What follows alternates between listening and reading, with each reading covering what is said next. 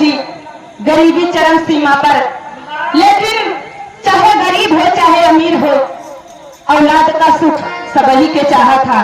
बेटा बेटी का प्यार सबही के दिल में उफान मारा था बाबूजी। शादी के 15 साल बीत गए हैं चमनलाल सावित्री के, लेकिन गोदिया सुनी रहे। बहुत पूजा पाठ किए, इलाज किए, कहा कि भगवान के घरे देर बा अंधेर नाय। अब समय का चक्र घूमा बाबूजी, सावित्री पेट से हो गए और उनका लास्ट में 9 महीना चलने लगा बाबूजी। उस समय आ गई जो उन माई बाप के बड़ा बेसब्री से इंतजार रहे।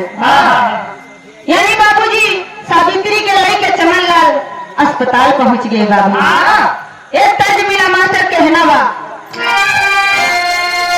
दिया मास्टर दिया।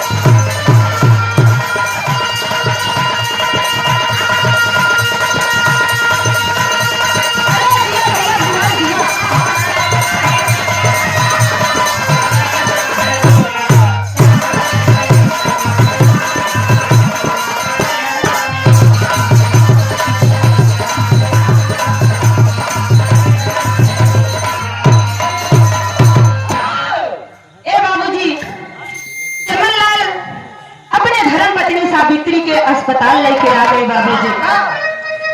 अस्पताल में एडमिट कर दिए सावित्री को। नर्स आई बाबूजी बाहर देखत बा, कहत बा ए भैया इनमें से चमनलाल के कर नाम बा। चमनलाल कहत थी हाँ मैडम बतावा। कहना बा मास्टर अंतरे में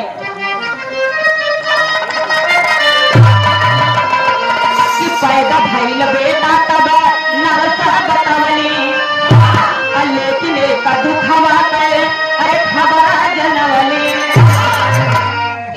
लेकिन एक दुखवा के अरे खबर जनवली, करम तले खनाही की है आए कैया की दी है कारतार हो।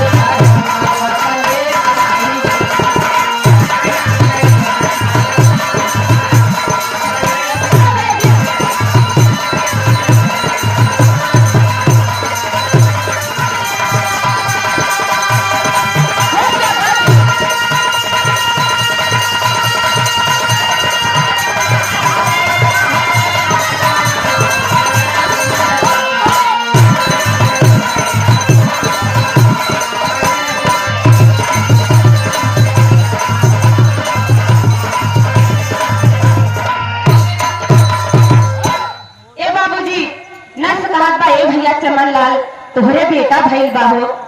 ये बतिया सुन के चमनलाल के कलेजा एकदम गदगद हो गए बाबूजी। कहीं का हो विधाता, बड़ा देर कर दिया गरीब के झोली में फूल डाले में कितना बढ़िया हमारे गुलशन सजाए दिया प्रभु। कितना बार तुम्हारा धन्यवाद करी कि हमारे जबान से तुम्हारे धन्यवाद के लिए शब्द ना निकले।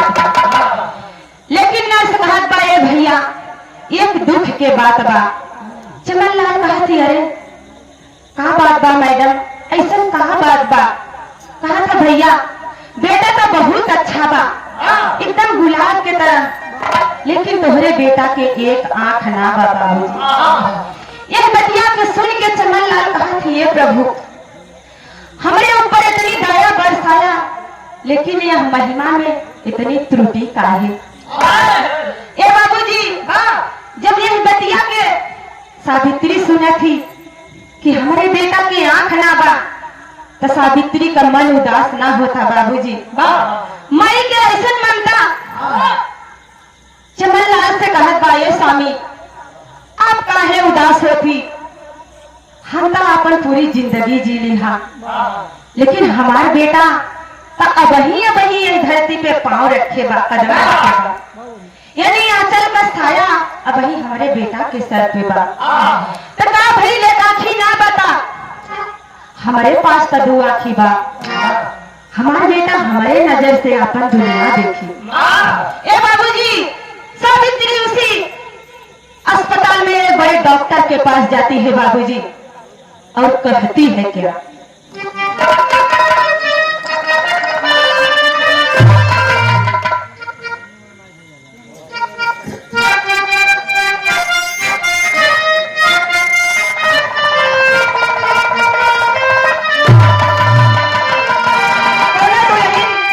अपने पिया से बहुत प्यार करेला और उनका इतना प्यार करेला कि पूछा जी, लेकिन कहा था कैसे?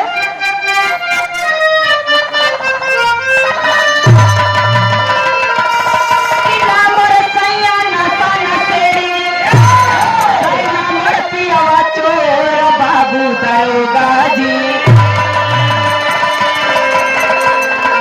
ए बाबू दरोगा जी, अपने गुनहिया हरला पियवा मोर बाबू दरोगा जी।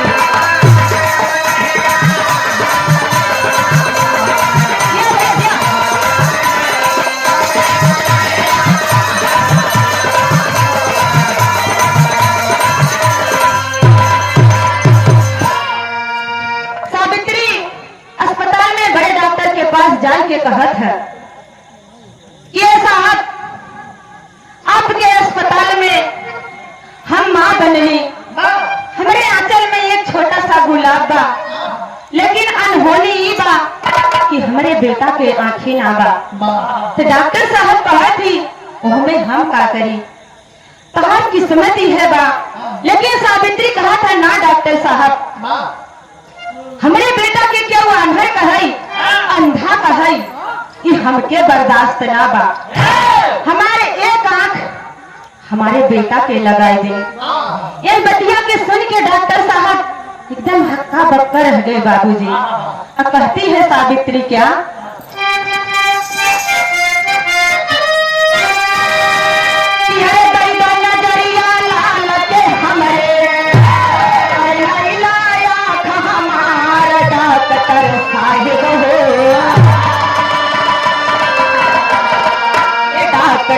साहेब हो अरे चुनी चरनिया तुहरा बारंबार डॉक्टर साहेब हो।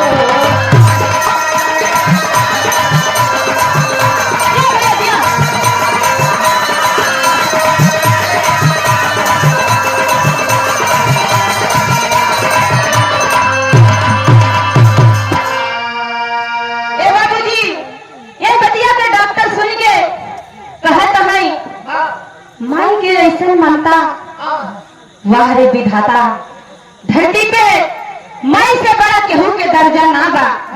माई के प्यार पावे के लिए भगवान अवतार लेने धरती के अंदर के भाव में कहना बा मास्टर।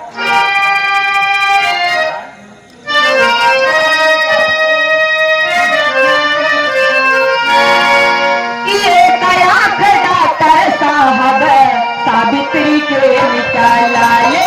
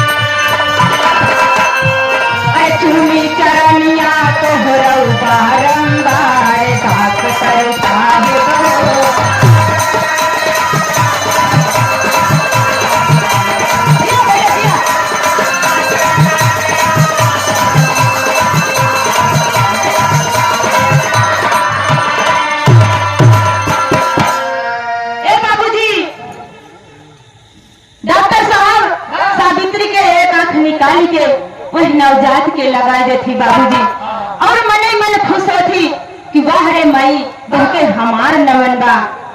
ए बाबूजी सावित्री और चमनलाल अपन बेटा लेके खुशी खुशी अपने घर आ गए बाबूजी। लेकिन समय का ऐसा चक्र घूमा बाबूजी कि चमनलाल एक दिन बीमार पड़ गए और चमनलाल के बीमारी ऐसा लगल कि धरती पे फिर से पांव न रख पाए बाबूजी, यानी इस दुनिया से अलविदा कर गए चमनलाल। तर्ज में भाव मिला मास्टर कहना बा।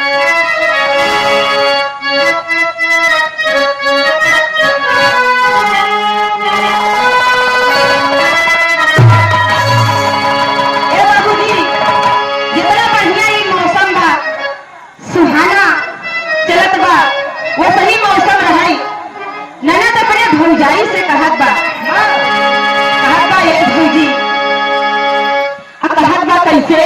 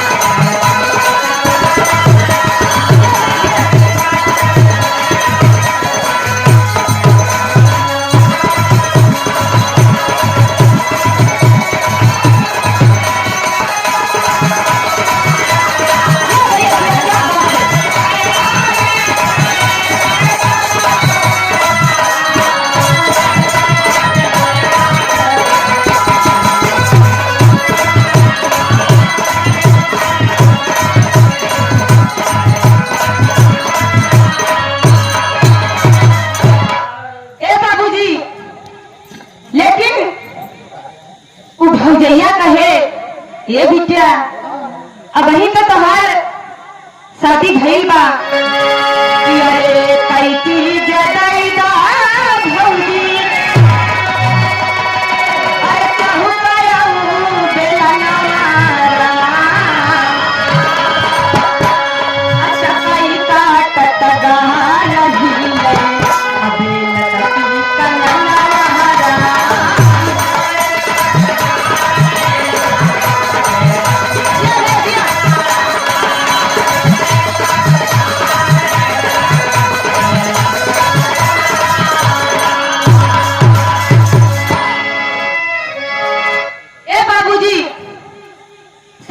के ऊपर दुख का पहाड़ टूट पड़ा बाबूजी। कहना का कैसे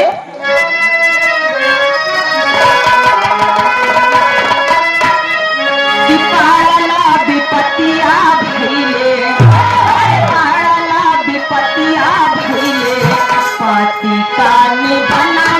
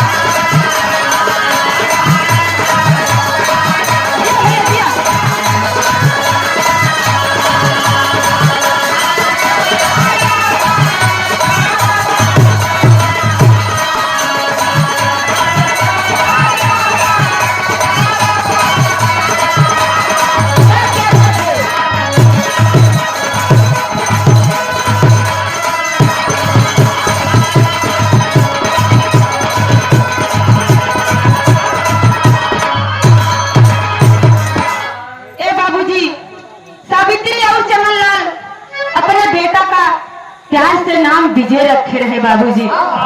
कहे हमारे बेटा का जैसे नाम रही वो सही दुनिया में काम रही।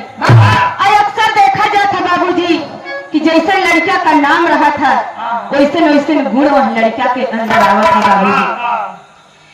पढ़ाई पर सावित्री के विशेष ध्यान रहा बाबूजी। इच्छा से उनका पढ़ाई में बहुत जागरूकता थी बाबूजी। वो सोचे नहीं सावित्री कि कैसे न पाई के अपन बेटा के हम पढ़ाई जरूर। तर्ज मिला मास्टर कहना बा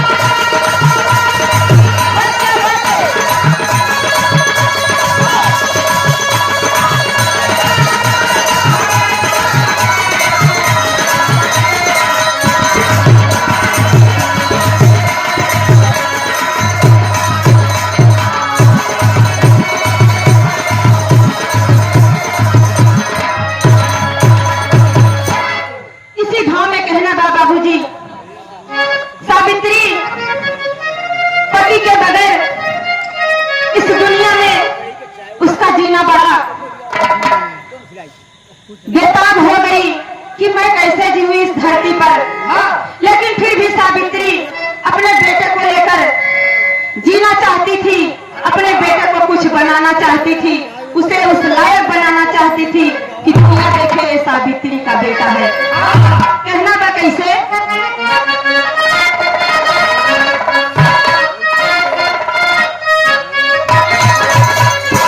कि सावित्री हिम्मत न हारी, सावित्री हिम्मत न हारी, विजय दी करे करिया।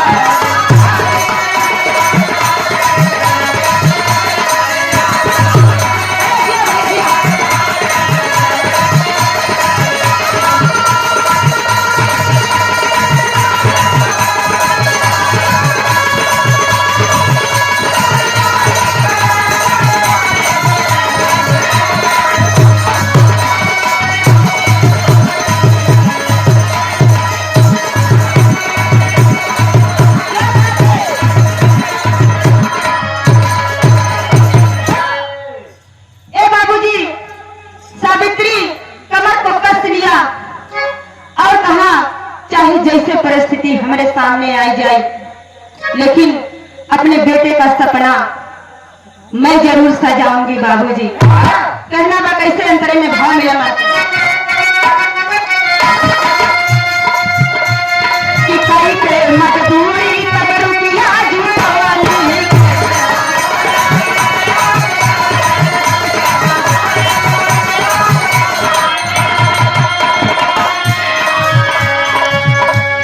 अपन पेट काट काट लाल के पढ़वाले।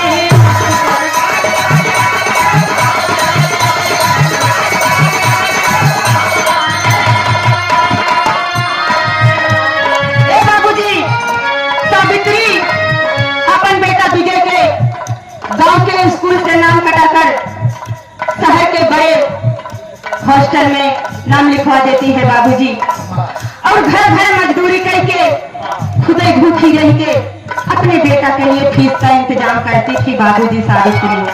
कहना बा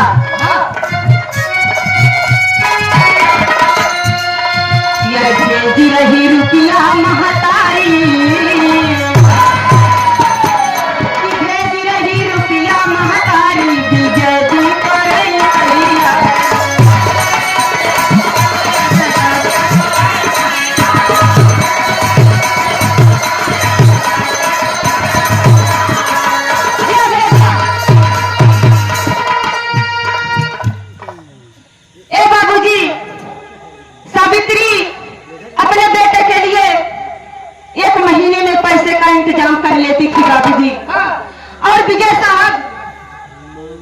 इधर कलेक्टरी की पढ़ाई कर रहे थे बाबूजी।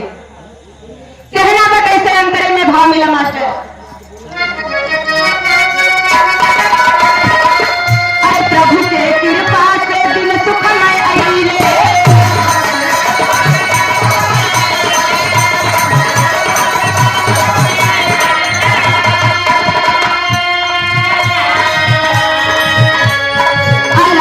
विजय जी कलेक्टर बनी गईले।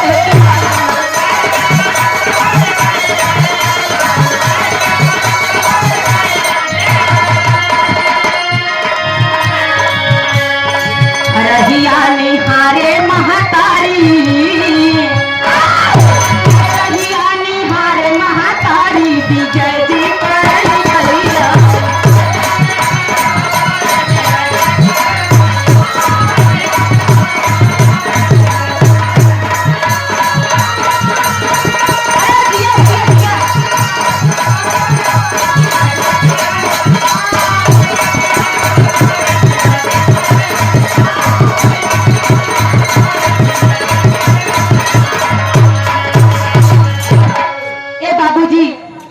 विजय साहब कलेक्टरी में डिग्री हासिल किए और कलेक्टर बन गए। एक चिट्ठी अपने माई के लिखा थी बाबूजी कि माँ मैं कलेक्टर बन गया। सावित्री इतना खुशी, यही इतना खुशी है कि अखिया से झरझर आंसू गिरत बा बाबूजी। जाए के पास पड़ोस में सबसे कहा थी, ए दीदी हमारा बेटा विजय कलेक्टर बन गए हो। कहीं बा कि तुम्हारे मेहनत के परिश्रम के फल बा सावित्री। कहा जाता कि जवान ठान ला वो था जरूर। अगर सच्चे मन से कोनो काम किया जाए बाबूजी तो एक दिन जरूर रंग लाता है। तर्ज मिला मास्टर कहना बा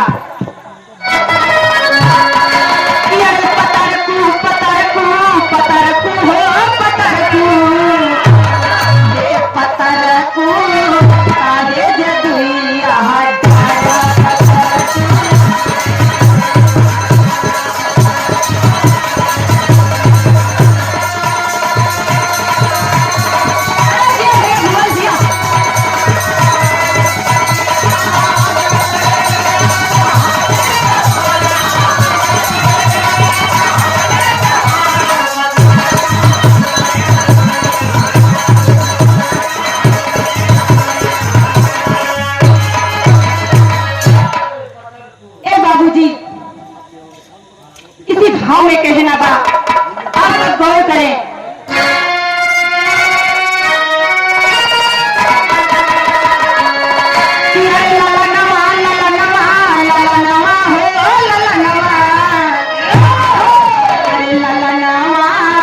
जब से कलेक्टर बनी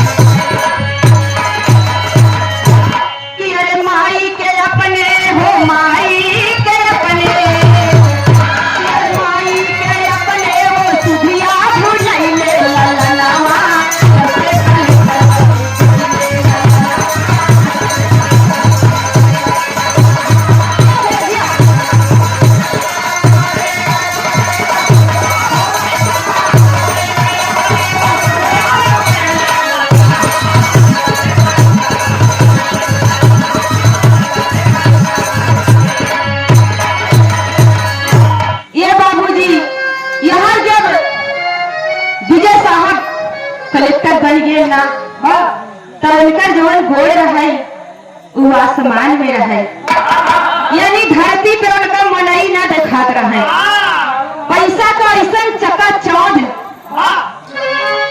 उनका लगल कि दुनिया में ऐसा लगे कि जन सबसे बड़ा मनई नहीं रहे। यहाँ गांव में महतारी खुशी बा कि हमारा बेटा जरूर रही है, लेकिन माई के अब उनका ध्यान उतरत बा हृदय से बाबूजी। कहना बा अंतरे में भाव मास्टर कि रही अनिहारे माई घर नहीं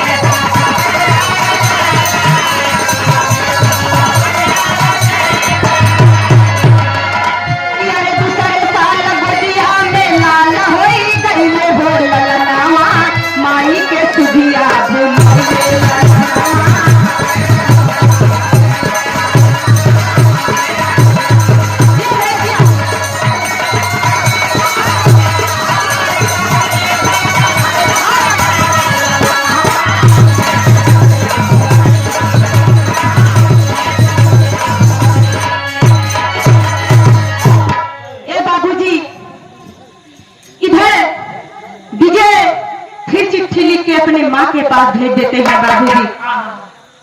कहती है माई हम शादी कैली है।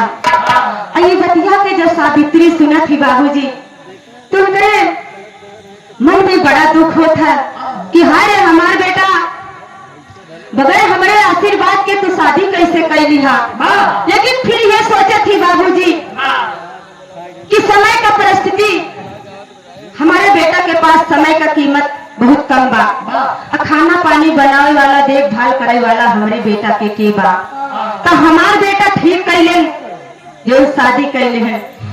लेकिन दूसरे साल डीएम साहब फिर एक चिट्ठी अपने माई के नामे भेजे थी बाबूजी कि माई तुम्हारे पोता भइल बा। बाबूजी सावित्री जब सुनलेन कि हमारे बेटा के बेटा भइल बा तो बड़ी खुशी भई। लेकिन मन में ये दुख बा कि 2 साल के दिन बीत गए बाबूजी हमारे बेटा के हमार याद ना आवत बा। शादी भी कर लिए और आज उनके आंगन में एक गुलाब भी खिल गया बाबूजी। सावित्री अपने पास पड़ोसी में जाके के कहा थी ये दीदी ये बहनी सुना हमरे डीएम के बेटा भइल बा हो। लेकिन दुख के बात ई बा कि डीएम माँ भैया आइले ना हम नहीं के राह जोहत बाटी ते नहीं दीदी हरे की नहीं। एक पड़ोसी बड़ी समझदार है बाबूजी। कहा कहीं बहनी तुम्हारे बेटा डीएम के पास टाइम ना बा तो तू तो अपने बेटा डीएम से मिले जा सकत हो। ये बतिया के सुन के सावित्री के बड़ा सुकून मिलल। कहे बहनिया तू तो बहुत अच्छा बताऊ ये बारे में तो हम सोचबे ना भाई।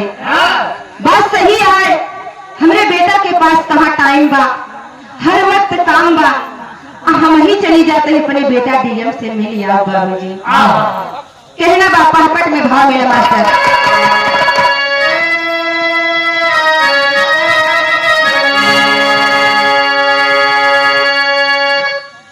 ए बाबूजी सावित्री अपने बेटा जो डीएम चिट्ठी लिखत रहे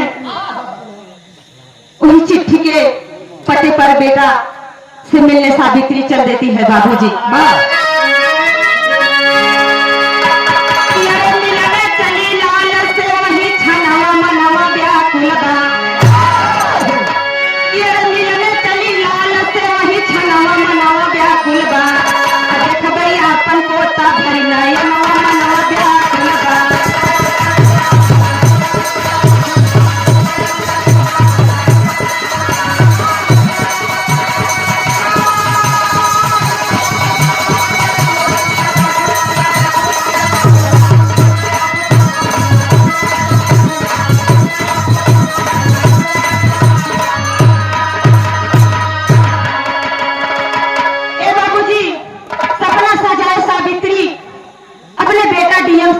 के लिए चल दी बाबूजी और उनके मन में सपना का बा।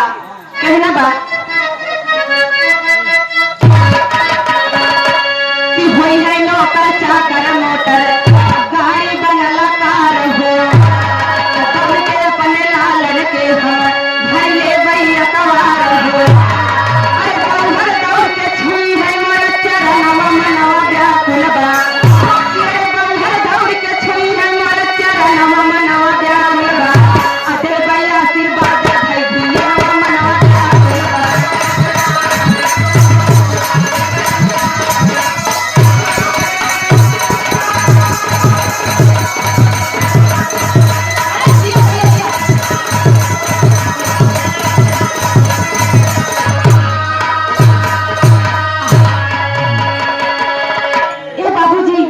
सावित्री का यह सपना है कि हमारा बेटा बहुत बड़ा मनई हुई है।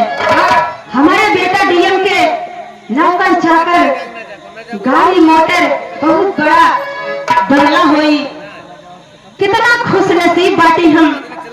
डीएम का माई बाटी।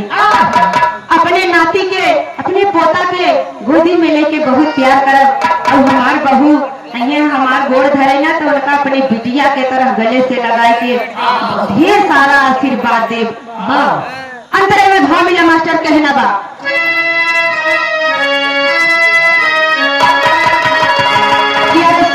सोचत पहुंच गई डीएम के आवास हो, गेट पे पहरा पुलिस का लागल रहे बड़ा खास हो।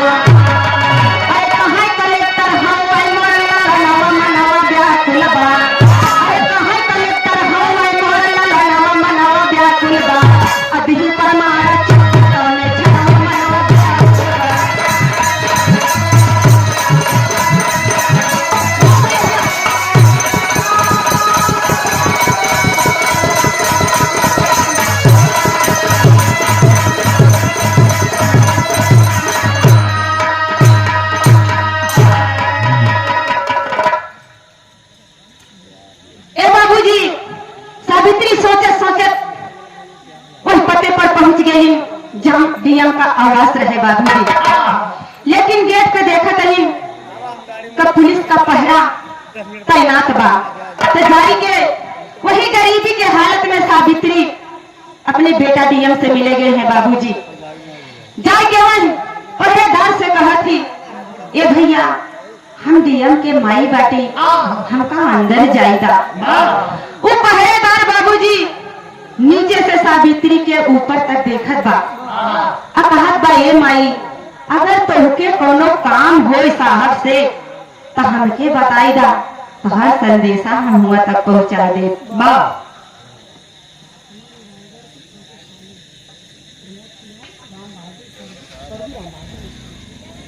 परमाननी भैया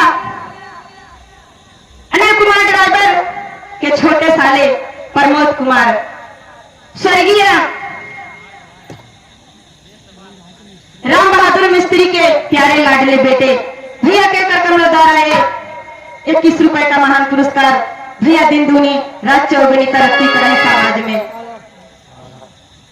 ए बाबूजी पहरेदार कहा था, ए माई अपन बात हमसे कही था हम साहब तक पहुंचाई दे। लेकिन सावित्री वो चिट्ठी निकाल के उन पुलिस के दे दी थी बाबूजी। तब वो पहरेदार देखा था, कहा था ये बात सही बा, मैं आज सादर पूर्वक अंदर जाए। ए बाबूजी अंधेरे में भाव मिला मास्टर कहना बा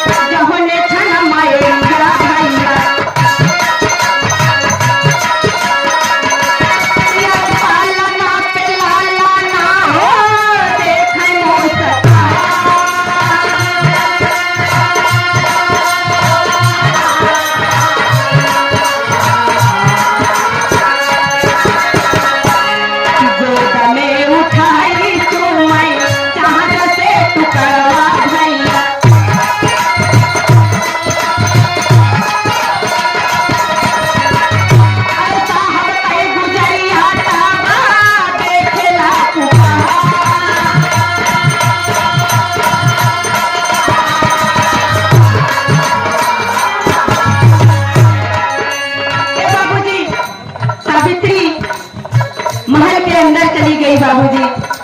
अब पहले पर पोता के देखा कहीं प्यारी मुस्कान लिए बेटा की लुकाई मारा था बाबूजी। सावित्री अपने बेटा अपने पोता के गोदी में लेके चूमत है, कहा हाय रे हमार लाल, हाय रे हमार बेटा, हाय रे हमारे डीएम के खुल का चिराग, कितना प्यार लुटाई।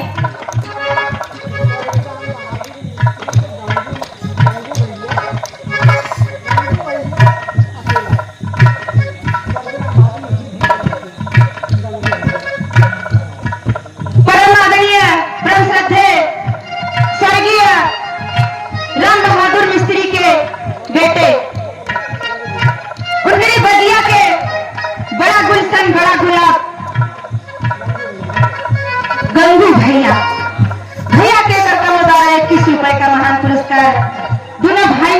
बनाए रखें भैया, राम और लक्ष्मण की तरह रहें और समाज में अपन नाम रोशन करें। ए बाबूजी, सावित्री अपने पोता पर बहुत प्यार दुलार लुटावत है बाबूजी, लेकिन तब तक डीएम साहब की औरत उनका वेशभूषा में देख जाता। सदर में भाव मिला मास्टर कहना,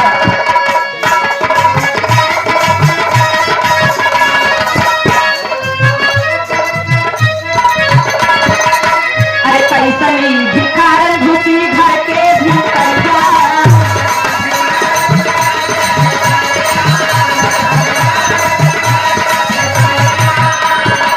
बाहर निकाल लागी धक्का मारी मार,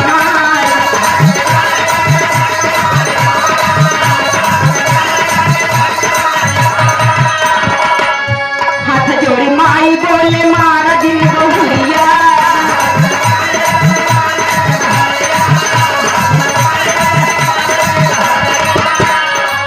तू का पतो हुडी हम बेटवा हमार,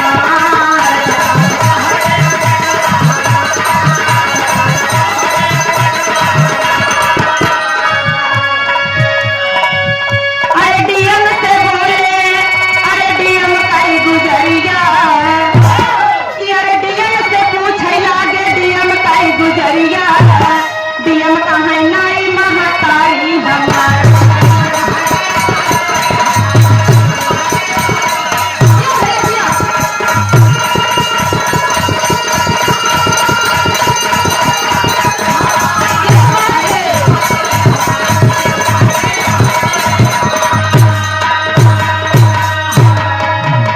ये बाबूजी, सावित्री अपने पोता के गेद में खिलावत ही लेके, तब तक डीएम के औरत उनके पास पहुंच जाता बाबूजी, और पकड़ के चुचरी में हाथ कहत है कि रे भिखारन, तोके घर के भीतर के आवे गए। तब सावित्री कहत ही, बहू हम भिखारन ना, हम तो तुम्हार सासू जी बाटी, तू हमार बहू हो बेटी, डीएम हमार बेटा है। सावित्री के नीचे से ऊपर तक डीएम साहब के औरत देखत है, कहा था बही के दूध का दूध और पानी के पानी हम कही गई था। डीएम साहब अपने कोठे पर बैठकर, महल के दूसरे तल्ले पर बैठकर बाबूजी नाश्ता पानी करत रहे। साहब जरा नीचे आइए। बाबूजी, डीएम साहब नीचे आते हैं। तब डीएम साहब की औरत कहा था, साहब ये औरत ये भिखारन कहत बा कि हम डीएम के माई बाटे। डीएम अपने माई के देखा थी, कहा थे कि अगर हम इनका अपन माई मान लेब तो सारा समाज हमका का कहे। कहे कितनी ऊंचाई इतनी तरक्की पर डीएम और इनकर माई एक फटे पुराने कपड़े में एक जोड़ी वस्त्र भिना अपने माई के दे पहले। इसी तो अच्छा है कि हम यह कह दे कि हमार माई ना हो। ए बाबूजी, उनके बंगले के सभी नौकर चाकर एकत्रित हो गए। डीएम साहब कहा थी कि हमके ना पता कि कहाँ का भिखारना हमार माई ना हो। बाबूजी, ए बाबूजी, सावित्री के पांव तले जमीन खिसक गई बाबूजी कि हाय हमार बेटा डीएम, हाय हमार बेटा विजय, जिसके लिए मैंने अपना सर्वस्व लुटा दिया। सूखी रोटी खाई के पानी पी के सोई गए बाबूजी। अहिया तक कि हम अपन आंख भी अपने बेटा के लिए कुर्बान कर दिया। ऐसा जीवन हम सिर्फ अपने बेटा की खुशी के लिए जिए बाबूजी। लेकिन हमारा बेटा डीएम आज अपन माई माने से हमका इनकार कर दी है। माई का कलेजा फट गया बाबूजी कि हाय विधाता, ऐसी औलाद से तो अच्छा कि मैं बगैर औलाद के रहती, अपने पति के साथ रहती। लेकिन समय की ऐसी परिस्थिति कि मेरी आंखें भी नहीं रही, वैवाहिक अवस्था, पति का सहारा भी न रहा और बेटा ऐसा निकला जेकर हम कभी कल्पना न की है बाबूजी। सावित्री रोते हुए घर से बाहर निकल गई बाबूजी। खड़ी धुन में कहना बा मास्टर,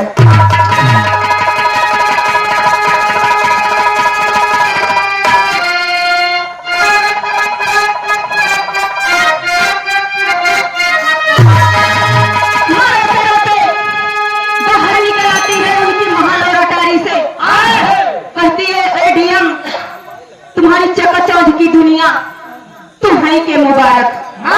माँ रोते रोते बाहर निकलती है और कहती है क्या,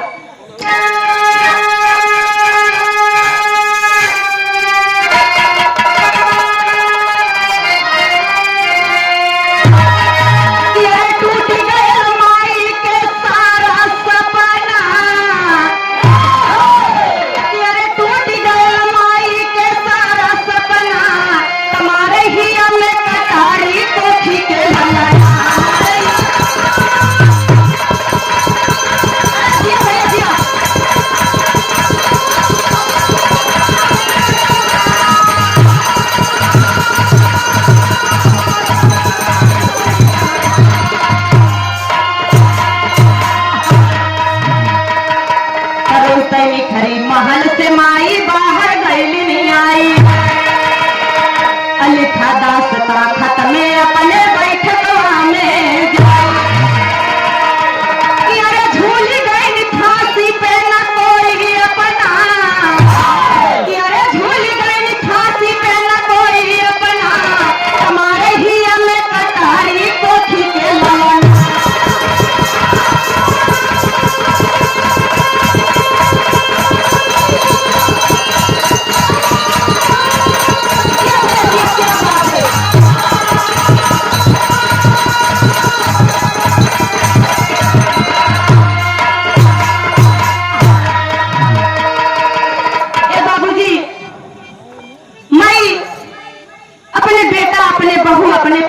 छोड़ के महल से बाहर निकल आई बाबूजी। बैठका में जाके अपन सारी दास्तां, सारी कहानी एक चिट्ठी में लिखवा देती है बाबूजी और चिट्ठी हाथ में लेके डीएम साहब के आवास के सामने फांसी पर झूल जाती है बाबूजी। कहती है अगर जिए के बाद तो जैसे इतना जिंदगी हम काट ली है वैसे बुढ़ाऊ भी काट ले, लेकिन ऐसा औलाद का जहर, ऐसा औलाद का दर्द लेके हम जीते जी मर जाए, ऐसी का अच्छा बा कि हम अपन जाने गंवा दे बाबू। कहना बा, देखी के चौकीदार तब साहब के जाए बताई, हाथ के चिट्ठी पढ़ने लगे सच सारा सामने आई। कलेक्टर साहब भूल भइल विधाना, कलेक्टर साहब भूल भइल विधाना, हमारे ही में कटारी कोठी के ललन।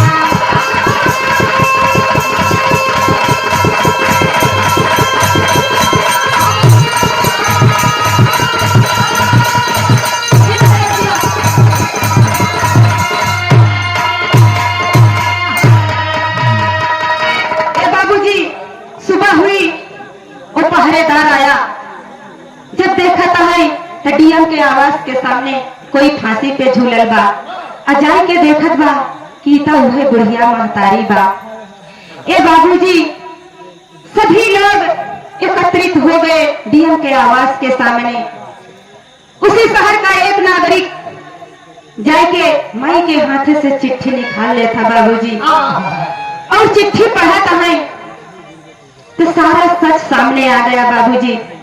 जैसे जैसे कलेक्टर साहब का पढ़ाए लिखाए रहे, जीवन दर्द मुसीबत सह के उनका जियाए रहे, सब उन चिट्ठी में सावित्री लिखे रहे बाबूजी। सबके आंखों से आंसू झरझर गिरत बा। डीएम अपने माई के गोड़ पकड़ के रोवत है कि ये मैया हमरे गलती के क्षमा करा, लेकिन तब तक डीएम के औरत बोलती है कहीं तुम्हारे महतारी बाटे कहन हाँ कहन जब तू अपने माई के ना भया तो हमका और हमारे बेटा के का होगा। बतिया एक कपड़ा के तरही अगर तू अपन माई इनका मान लेता तो हम इनका अपन सासू मान ले। ए बाबूजी डीएम साहब हाथ जोड़ के अपने पत्नी के सामने कहा थी ना ऐसा गलती अब ना हुई कहीं तोहरे परछाई पे तोहर बेटा चले कहे नाही ऐसा शिक्षा समाज में सबके हम जागरूक करब कि माई बाप से बड़ा केहू ना बा। कहना बा कि नई सदी से मिल रही नई नई सौगात अकल युग के बेटा नाती है माई बाप। ये बेकार भइल सब पढ़ना लिखना ये बेकार भइल सब पढ़ना लिखना तुम्हारे ही में कटारी कोठी के ललना।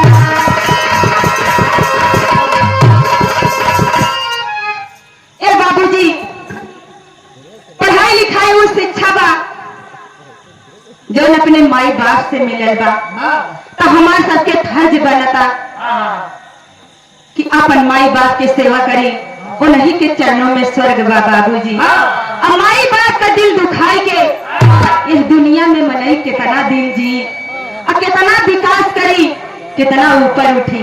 तो माई बाप का प्यार आशीर्वाद अपने सर पे बा तो दुनिया का हर कुर्सी हर कलम अपने हाथ में बा। जो भी त्रुटियां हो आप सब महान सज्जन महान नायक हमका अपने समाज के बेटी बहन बहू बाटी जो त्रुटियां हो आप सब क्षमा करिहा। यहीं से हमारे कहानी के समाप्त बा। बेटी अपने गुरु घराने का परिचय देते हुए कहते हैं गुरु बिहारी गुरु पत्तू गुरु